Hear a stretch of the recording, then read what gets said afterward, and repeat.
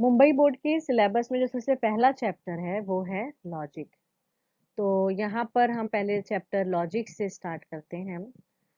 तो लॉजिक में सबसे पहला कंसेप्ट है सेंटेंस। अब हमने इंग्लिश में तो पढ़ा है कि सेंटेंस जो है वो कई टाइप के होते हैं। जैसे पहला हो गया इंट्रोगेटिव, इंट्रोगेटिव हो गया, दूसरा हो गया एक्सक्लेमेटरी, फिर तीसरा हो गया है डिक्लेरेटिव, और हो जाता है एक अपना इम्पेरेटिव,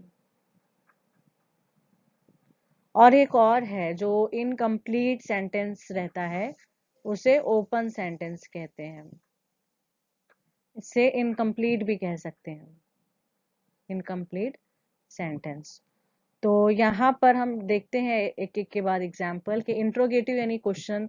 तो हम इसमें ले सकते हैं व्हाट इज योर नेम, ये क्वेश्चन टाइप जो हो गया ये इंट्रोगेटिव में आ गया। Exclamatory means how beautiful house is this, we can से।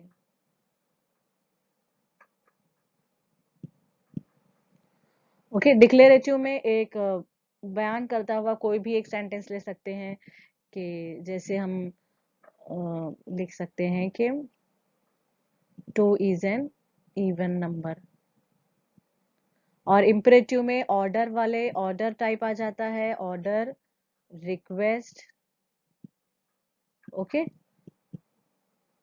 ये सारे जो है इसमें आ जाते हैं। तो इसमें हम लिख सकते हैं please open the door, get me a please get me a glass of water. Okay, तो सारे ऑर्डर और रिक्वेस्ट वाले जो सेंटेंस है वो इंपेरेटिव में आ जाएंगे। ओपन सेंटेंस में इनकम्प्लीट सेंटेंस में हम कैसे कह सकते हैं कि he is a very good boy. और अगर मैथमेटिकल सेंटेंस लिखना चाहें तो x+3 = 5। तो अभी जैसे यहाँ he is a very good boy, तो ही मतलब कौन? आपकी क्लास का कोई लड़का, या आपके एरिया का कोई लड़का, या आपके सिटी का। ही के बारे में कोई भी पर्टिकुलर इंफॉर्मेशन दी नहीं गई है, तो इसे हम ओपन सेंटेंस कह सकते हैं, इनकम्प्लीट इंफॉर्मेशन दी गई है। इसी तरह से अगर ये दूसरा जुमला मैथमेटिकल सेंटेंस अगर हम देखें x+3 = 5, तो x की वैल्यू यहाँ पर 2 ही हो सकती है, लेकिन x के बारे में और इंफॉर्मेशन नहीं दी गई है कि ये कैसा नंबर है, ये रियल नंबर है, रैशनल है, इरेशनल है, वैसा कुछ कहा नहीं गया। तो इसको भी इनकम्प्लीट सेंटेंस के तौर पे लिया जा सकता है।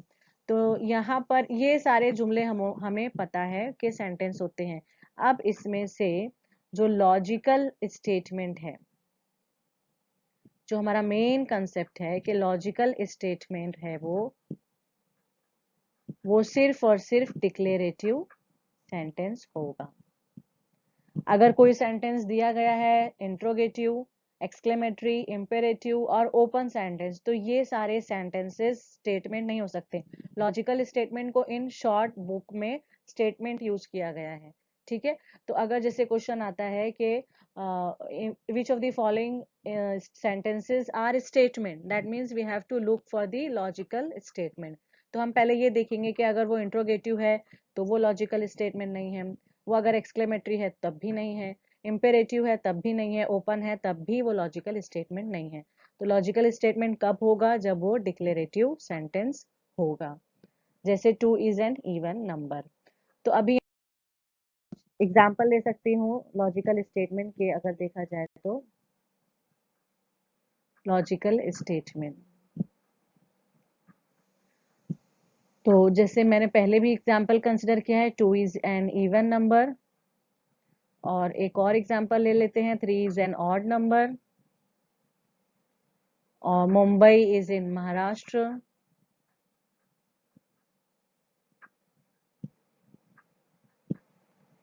और ताजमहल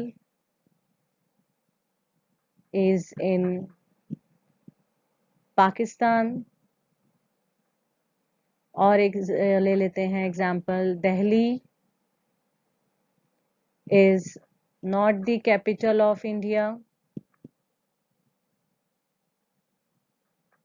तो अगर यहाँ गौर करें तो ये सारे सेंटेंस जो हैं वो स्टेटमेंट हैं, ये सारे एग्जाम्पल जो है लॉजिकल स्टेटमेंट हैं, क्योंकि ये डिक्लेरेटिव स्टेटमेंट हैं, ये कोई चीज डिस्क्राइब कर रहे हैं। ये अलग बात है कि इनमें से कुछ सेंटेंस सही है कुछ गलत है। तो फिर नया कंसेप्ट ये आता है कि अगर लॉजिकल स्टेटमेंट होते हैं तो वो या तो ट्रू होते हैं या तो फॉल्स होते हैं। ठीक है, तो ट्रूथ वैल्यू जो है वो उस सेंटेंस की हम स्टेटमेंट की हम कह सकते हैं। अगर वो सेंटेंस सही है तो truth value will be true. Okay, और अगर वो सेंटेंस रॉन्ग है, गलत इंफॉर्मेशन दे रहा है, तो ट्रूथ वैल्यू उस सेंटेंस स्टेटमेंट की फॉल्स होगी। हम उसे ऐसे डिनोट करते हैं, truth value of true statement is true, T for true. और फॉल्स स्टेटमेंट होगा अगर, तो उसकी ट्रूथ वैल्यू फॉल्स होगी। तो अगर आप यहाँ देखें तो 2 इज एन इवन नंबर, ये एक लॉजिकल स्टेटमेंट है, नो डाउट डिक्लेरेटिव है, और ये सही भी है क्योंकि 2 एक इवन नंबर है, तो इसकी ट्रूथ वैल्यू इस पर्टिकुलर स्टेटमेंट की ट्रू होगी।